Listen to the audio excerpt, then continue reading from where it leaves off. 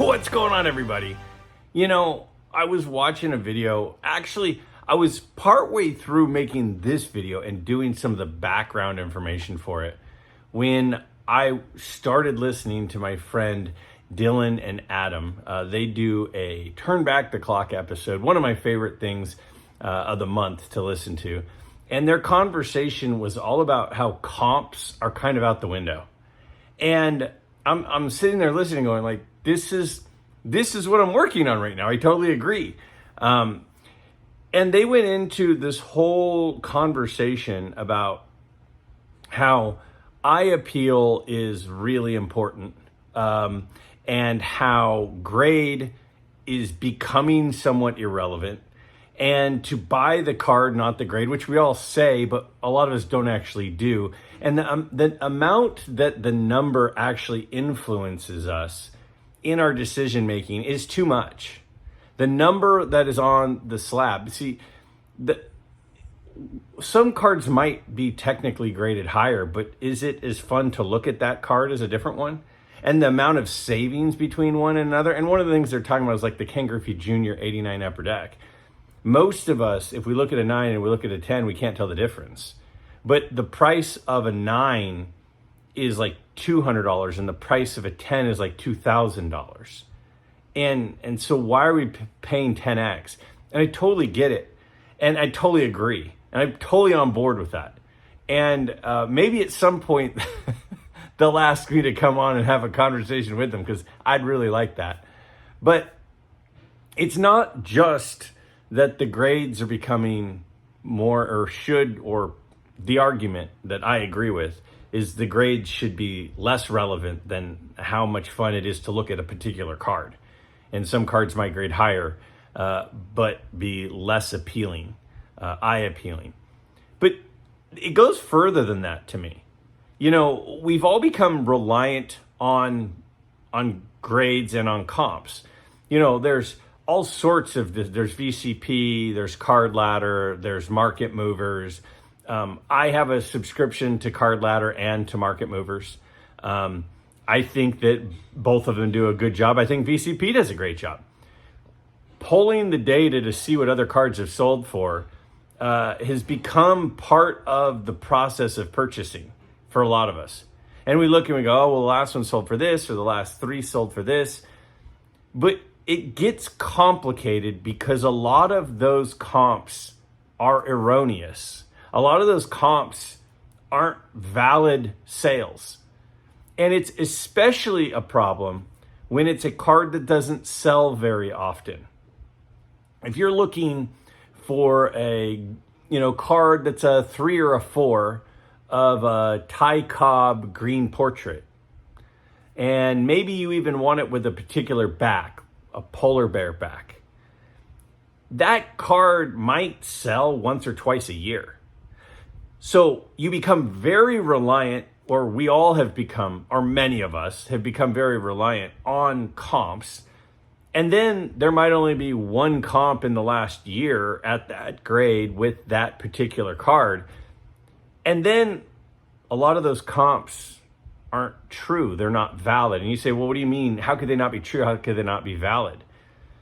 There is so much shill bidding that goes on. And I know a lot of us have heard, oh, shill bidding, yeah, people bid things up. What does it matter? It matters a lot. It matters a lot. Now, let me show you an example of some popular cards that were bid up and how it works, what it looks like, and how it affects things. So I'm going to take you onto my computer for a second, and I'm going to show you some recent shill bidding that took place and the fallout from it, how it all happened, and what it all means. So let's take a look. Again, so to me, it makes more sense to see this in action. What exactly is happening? So I'm here in eBay, and I'm going to go into looking at some of these 1959 Home Run Derby cards. So you can see I recently searched for them. So I'll just go ahead and click on that link. And here we are, a bunch of them are currently for sale. We've got a Harmon Killebrew, right? We've got an Ernie Banks. We've got an Eddie Matthews. We've got the host, Mark Scott. Now, Duke Snyder, and the list goes on and on. Now, these don't come up very often. Notice, first off, they're all Probstein auctions, okay?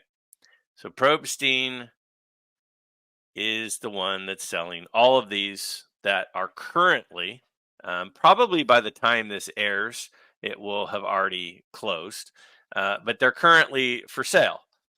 So if I then go over, though, however, and I look at the sold items here, again, I'm going to filter just sold items.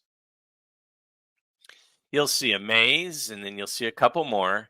And then back here on July 26th and 24th, there were a couple of PSA ones. But then look, on July 15th, a whole bunch closed. What closed? Well, there was a maze, a mantle that's authentic. There was a Dick Stewart, an Al Kaline, a Mark Scott, the host, Bob Serve, Gil Hodges, on and on, Frank Robinson, Harmon Killebrew.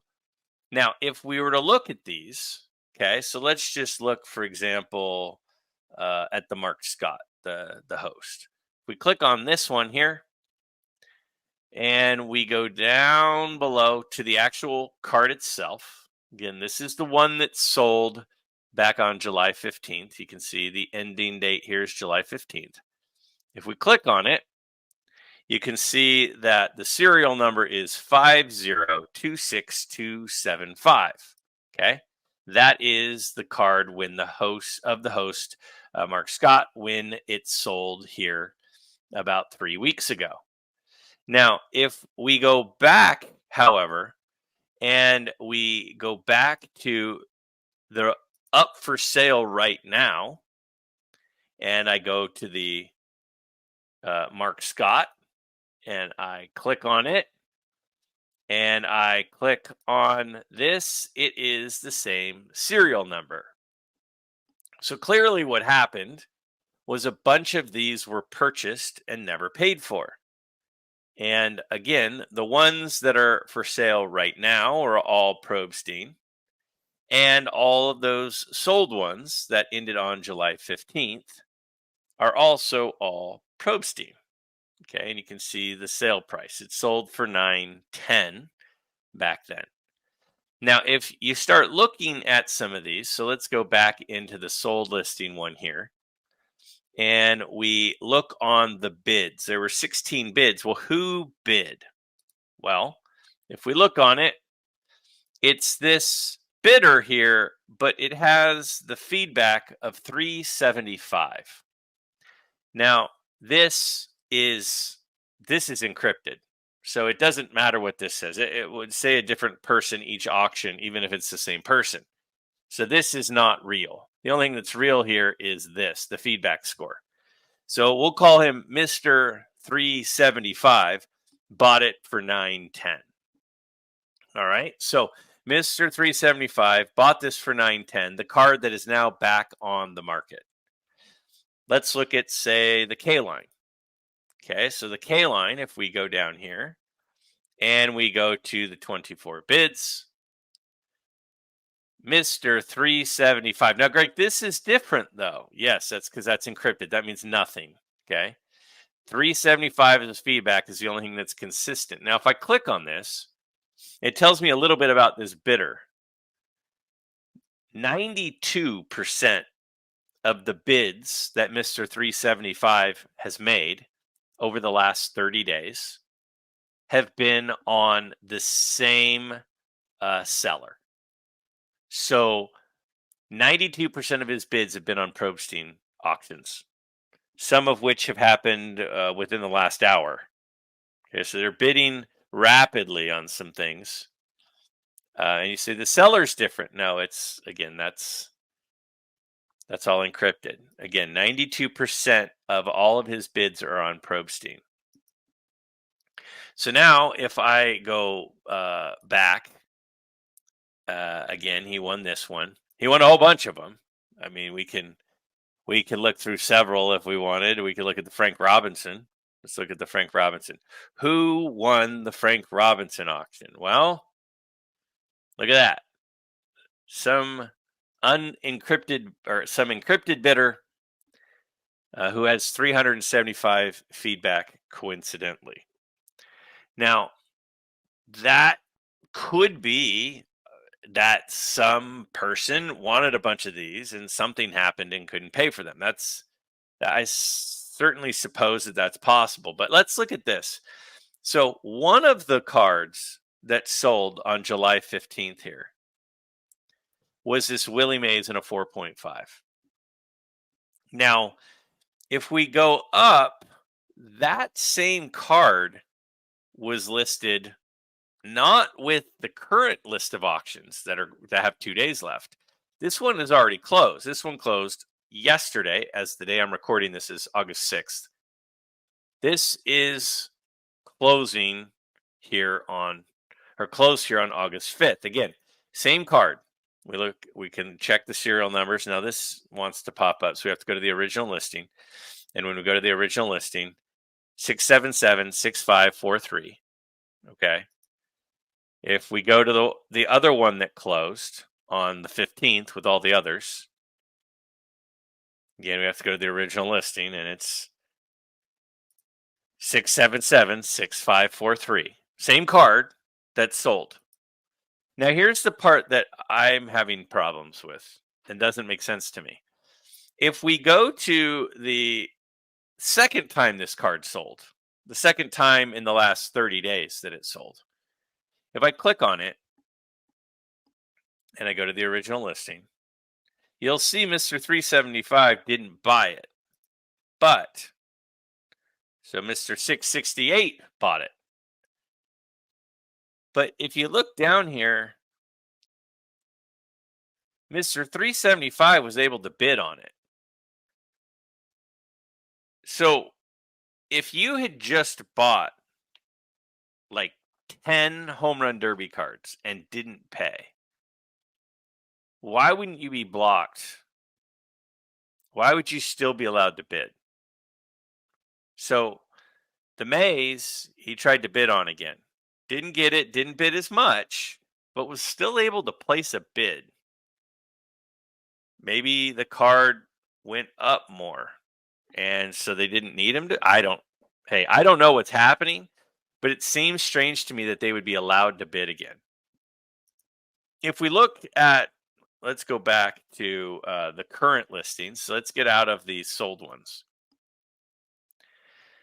And again, we've got a bunch of these here, but let's just kind of scroll down. So the Harmon Killebrew here, all right? So that's at $394 that Mr. 375 was not able to pay for. It's relisted.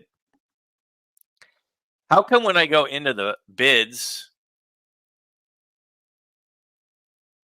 Mr. 375 was able to bid? No, sure, he only bid $5. He was the first bid. Now there's 2.5 days left, so will he try to bid again? I don't know. But why was he even allowed to bid again? Why is he not blocked? Why? It seems to me like there should be something in the algorithm where if somebody buys thousands of dollars worth of cards and doesn't pay for them, they should be automatically blocked from that buyer. And I would think that the buyer would want them to be blocked. Why is the buyer not blocked from the seller? So if I'm a seller and I sold thousands of dollars worth of cards, and now I have to relist all these cards, go through all that hassle and relist them again, and I'm the seller, I'm going to block that buyer, wouldn't I? But this person's not blocked. Mr. 375 is back to bidding again. This is very frustrating, especially when you're talking about cards that don't come up very often. The whole point of an auction is if I'm the highest bidder, I win it. I get to keep it. I get to buy it. But if people are bidding and then they don't pay and they get relisted and then those people are allowed to bid again, I don't really understand that. So what's happening here with these cards? it seems like they should be blocked if they didn't pay. Now, this creates another problem. So I'm going to change gears here for a second. And if we go again to the sold listings, now when people look up comps, so, hey, did this person get a great deal? It's $5,049 that they paid. Wow, that's a great deal.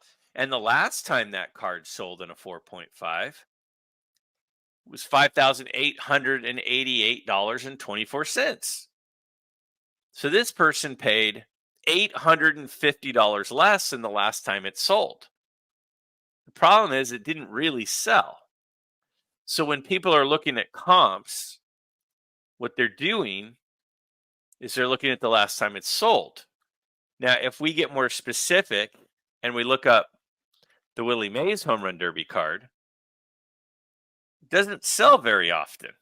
This is a reprint or a self-made or something. So the only two times it's sold on here.